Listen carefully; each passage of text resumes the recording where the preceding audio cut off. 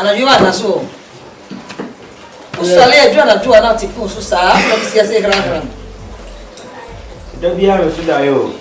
Na dey na so. Me so da na ma star. No star. Na onye mu no star. Na ma star na me bonyo. Me tuto number saba. Oh, TV so star want to do. What musician? Yeah. Ah, me tuto number. That me better now. To be a star now, wow. And now too, that you know. When I was young, I met a movie actor. He tell me say, "Kojo nepe to be a star now, wow. You have to Jimmy before you become a star. So to be a star now, wow." I want a DJ Khaled Cash and God did it. Nice. To be a star now, wow. When I was young, I met an actor. He tell me say, "Kojo nepe to be a star now, wow." Yeah, me make the job say. No, I'm supposed to answer. Sir, to be a star now, wow. To be a star now, wow. Anyway. When I was young, I met an actor. He tell me say, "Kojo nepe oka mesro ma tell me hunu da yen ni yen sa." Okay. When I was young, we can't say baby. Also that me ni obi. When I was young, I don't die we photocopy original and give me two. Okay. When I was young, I met an actor. He tell me say, me, Kojo nepe me. Ma wo bobeti me ebu. Me. He tell me say me. Yeah. Me. Kojo nepe me. Me before I go ahead say me. He tell me say me Kojo nepe me to become a star. To be a star now, wow. You have to Jimmy before you Jimmy become a star. To be a star now, wow. Sako to us. Kodana to us. Imanami. Na station crowd when I should die. Why? About mood your sorry. Normal routine. Hey, teacher Maso. You know the better no eh. Ne pe. Me na me pe e na aba ne sa. Ni bale ne be. Oh, because of my mother. You talk. Kafra. Mami, good afternoon. Good afternoon. Dapper, what say? Kasa. Say Jimmy na go do say. Me wo manim. O da terrible. Me da we gigabyte. And you go pentiment to what? Ma. Who call him? Who call me Fempa de who?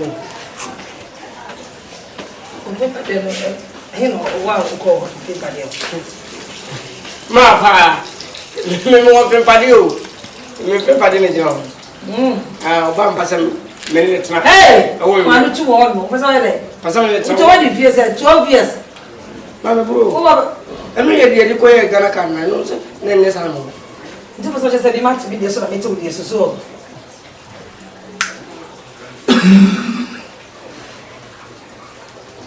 Ma. Who you say to us be person baby? Ma. Oba we na pasam no mo me nyina no.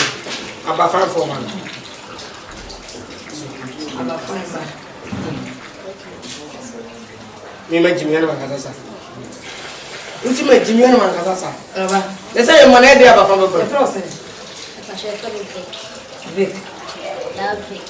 Yeah, Vic. Wait a minute, me did not train you. Ya, Timmy, 1 year, Papa. I am a tribu. What to me, Papa?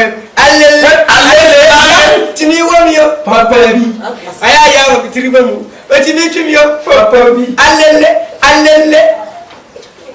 mu so boy ni hey mu so boy ni me sa wonyum ni ntino o kan se menu unhia on sese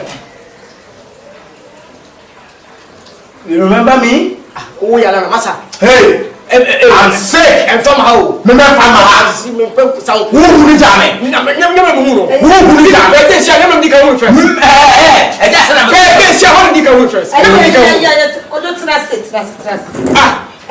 fete ni ye sia me di ka won no wo be na hu ana ni ko kasa he na so ni kasa ana wa tia me mase ana wa tia me do ana wa bo me be masu they say wa bo me masu be 5 times babo wa bo me masu abaya asabna me be ka no kure ay ade wo hie wo mienu pe mommy the thing say station lovely boy come check how you sorry station as madam for no it's shada nye kan say gidigidi bia na fesu e kojo ne pelu tu e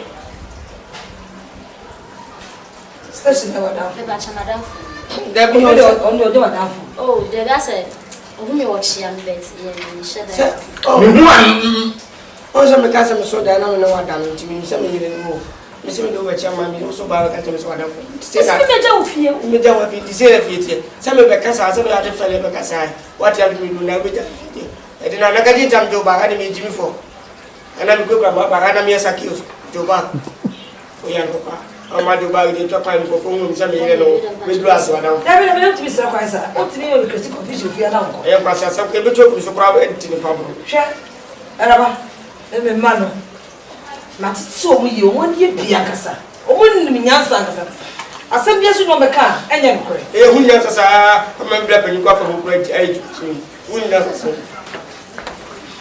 meni madum meni o me le pa jimi yo so so chese pa no o mo ni bibia so oh me pa cho daddy o ya le kwa na da na me o da na o me be me ko pa me pa cho hayo mo say na manga jo sa me no wada da Awo. na da won nem spiritual marriage pa Enye da. ya ye wada da spiritual marriage mommy me pa cho me so nanti o timi se na tesa o timi o wari me ba bi o spiritual enye obe jawo da ka se ma mo e kama sa o ma me de won twi so o ya ko no so so so me da re am sa no o de ko ju je aha e kwa pasa ni da wo ayi mu no o so de o ni the same thing money ya kan we also necessary the same thing so necessary why we are necessary oh me just asmadi we also necessary kai we are waiting till the middle wo ai no media no na o ti na da mi yo hey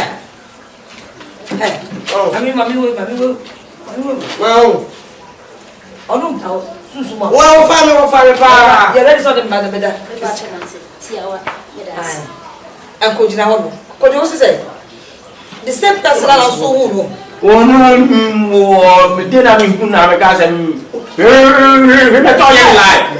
to ye lie yes so ye lie ni ko jo de ko jo e de na happen ye Dena mimi hu na me ka se me pelo no ro kra so o pe me dada nti o ka so o pe me dada no wo wusu ni mi gimi na me yi we na so ji na wo jira ba ka se wo ji ba se wo nyansa o se ka se mi nyansa wo ni ma yi ni dada ma ayi ni yi ta ka wo wo ji na se no ayi ma we no ma apollo no ma yeah wo hu beni wo ni bi ese tira beni wo ya popo ya sun frasa le samu on bazo do wa na mo waso ge mo mo mommy I mean to me mommy o ri maso o bi o na da sunsun na ka o sa me je go ba so e bo ene ma fun we ina from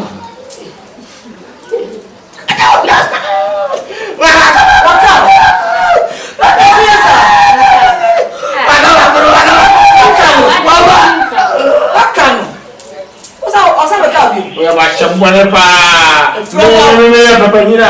Me ma ko hu abia na dia ba no. Wo dia ma no. O ti ase se wo Jimmy. Wa o ti e ka se wo ba ni se wo Jimmy. Say no papa unu na o dia ka se. Me ka se. Say na ka e. Me Jimmy. How to say that you know? And this one man dance. When this one is so. Maui. Na mo wa me le goda. Wu me ke. Ah mo ba ko. Ano ko ko mbe masu. Ah mo ba ko precis ya. Tumo.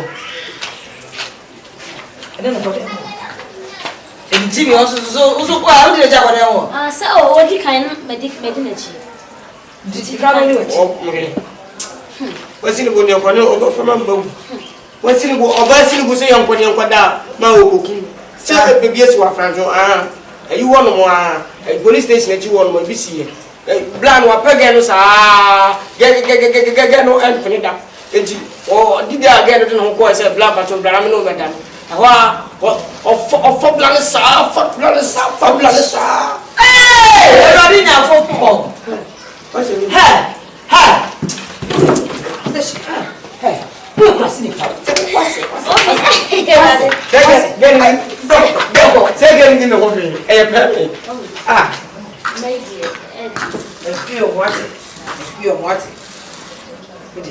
Station. Papa na ninu ko. Ana nu ko ye. Station. Nambo chama papa me That station. me nyaga se mary no. Ah, me ba bere. O me ba. Me ba bere. We ya. Me no be kan. Me ya de pra. Congratulations Nancy. Maui. Atira bro. People are me ba. Fine. Well, so I'm the pro. Station. Kwasi di pa. Where dey? We organ. Organ ere. We oba. Organ no. Kusa chese. We don't know. On the station we say na me ni man get on your ba o. No be ma. On your ba.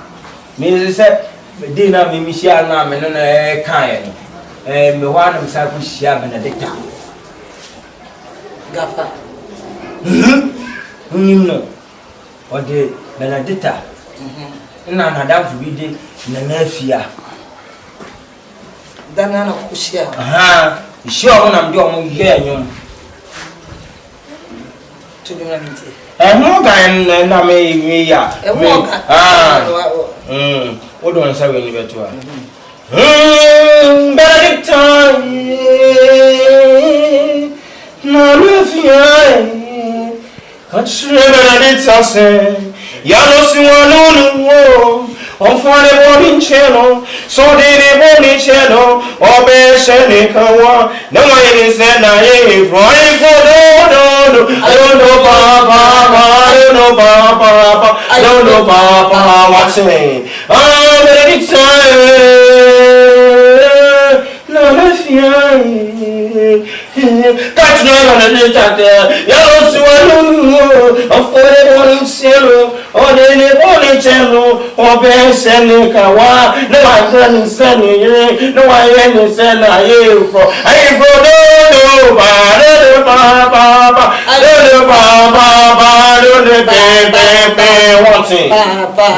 no one thing. Yeah, you never hit you. I hit to cry with. Mamma can say some oh you know. It's a some eh. So share na fear Benedicta. Why am I washing ring, washing gun? I foot hey, mommy, when you are papa, wait me. I can't be able to make your sass over food.